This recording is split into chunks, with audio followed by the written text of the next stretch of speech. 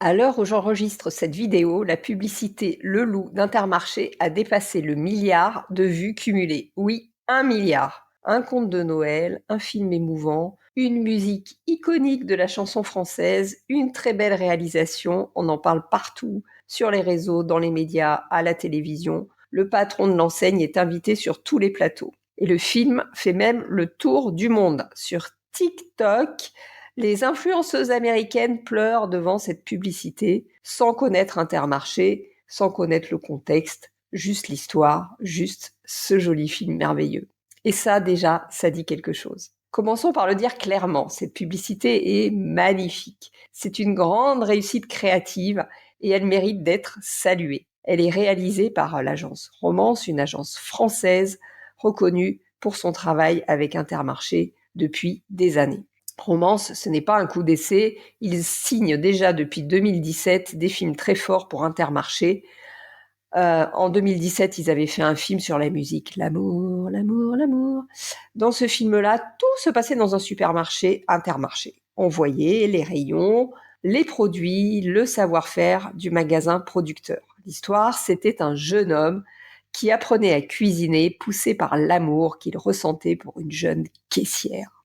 L'émotion était là, mais la marque aussi. Et surtout, le magasin était un petit peu le héros du film. C'était un film émotionnel ancré dans l'enseigne. Et donc, depuis 2017, l'enseigne et son agence nous ont habitués à des films d'images basés sur une mécanique, émotion, chanson, magasin de très grande qualité. Autre point essentiel, ce film n'est pas généré par l'IA, c'est du cinéma, du vrai, et surtout du vrai travail d'animation dont la réalisation a duré 6 mois par une agence de Montpellier.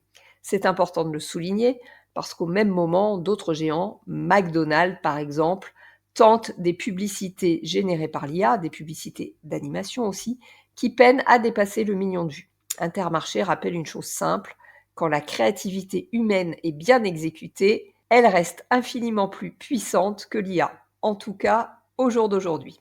Et dans une période morose, fatiguée, tendue, ce conte de Noël fait du bien.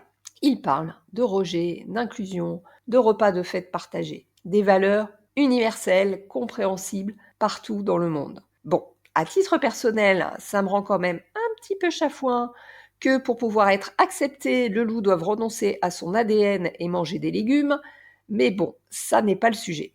Autre point essentiel, ça pourrait être une campagne pour 5 fruits et légumes par jour, ça pourrait être pour une marque de jouets, ça pourrait être pour une ONG, ça pourrait être pour une plateforme culturelle. Le conte, les valeurs, l'histoire ne sont pas spécifiques à Intermarché. Contrairement au film de 2017 et au suivant dont je vous ai déjà parlé, ici on ne voit pas le magasin, on ne voit pas les produits, on voit des légumes mais ils sont cueillis dans la forêt. On ne voit pas le savoir-faire de l'enseigne. Le film est complètement déconnecté du point de vente et de ce qu'est finalement Intermarché, c'est-à-dire un distributeur. Historiquement, les campagnes d'Intermarché les plus efficaces, en termes de vente évidemment, ce sont des campagnes commerciales, des campagnes promo, des campagnes prix, voilà, des campagnes très concrètes. Elles génèrent en moyenne plus 5% de trafic en magasin, d'après les sources que j'ai trouvées. Évidemment, ici, on est sur une campagne d'image pure et soyons bien clairs, c'est l'objectif. Elle est magnifique, encore une fois, très émotionnelle. Mais il n'y a pas de mécanique évidente pour faire venir les gens en magasin et surtout, il n'y a aucune mention du magasin. Une campagne d'image, c'est pas là pour faire du trafic. Mais si tu regardes le film, tu ne sais pas ce qu'est Intermarché. À la fin du film, tu n'en sais pas plus. Et c'est important de le dire. Il est encore trop tôt pour mesurer l'impact réel sur les ventes. Et encore une fois, ça n'est pas vraiment l'objectif puisque les campagnes d'image se mesurent dans le temps. Elles créent la préférence dans le temps, parfois sur des mois. Donc attention, ça n'est pas un verdict, c'est une analyse à chaud. Il y a un indicateur très concret. La France entière aujourd'hui veut acheter la peluche du loup. Le problème, elle n'existe pas. Alors Intermarché souhaite la produire en France ou en Europe pour rester cohérent avec son discours, ce qui est tout à fait louable. Résultat, il va y avoir 100 premières peluches produites en urgence et elles seront données à des associations. Humainement, c'est très beau et on reste effectivement dans l'image. Mais quand même, marketingment parlant, ça dit autre chose. Il n'y avait pas de plan produit prêt, il n'y avait pas d'anticipation de la demande. Ils ont fabriqué aucune peluche en amont, alors que c'est quand même le héros de ce film. Il y a aussi un écart émotionnel.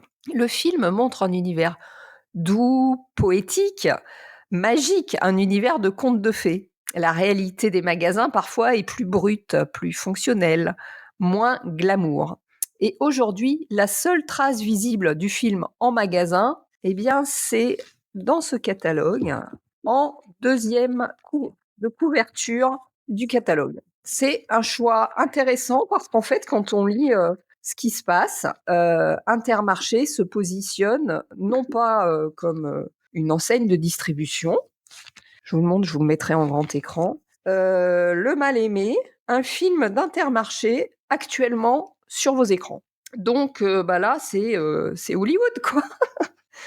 Intermarché produit des films de divertissement et des contes de Noël. Voilà, donc Intermarché se positionne clairement dans son catalogue et c'est vraiment la seule mention, le seul raccord qu'il y a entre ce qui se passe sur les écrans et le buzz mondial et le magasin. Voilà, c'est ce catalogue que j'ai récupéré dans l'Intermarché à côté de chez moi avec cette deuxième de couverture. Donc il y a un rappel qu'Intermarché est donc désormais un producteur de films. Soyons justes, cette publicité est un chef-d'œuvre créatif. Elle fait rayonner la créativité française partout dans le monde. Elle touche le monde entier. Elle crée de l'émotion, du lien, du souvenir. Mais elle pose aussi une question essentielle. Comment s'assurer que l'émotion serve durablement la marque Intermarché? Il est encore trop tôt pour juger son impact business final, mais on peut se demander si elle n'est pas allée trop loin de ce qu'elle est. Cette campagne restera dans l'esprit des gens la campagne de la marque qui a fait une pub pour le loup réalisée sans IA. Est-ce que ça aura un impact sur le business? Ça reste à suivre. Voilà, je voulais vous partager mon avis en tant que stratège marketing, planeur stratégique. Aujourd'hui, je mets mes compétences au service des petites entreprises et des solopreneurs pour les accompagner à créer des campagnes qui ont du sens et surtout qui leur rapportent de l'argent. Je vous souhaite à tous de très bonnes fêtes de Noël. N'hésitez pas à regarder ce joli film d'animation et à partager un bon repas de Noël avec vos amis, avec ou sans légumes.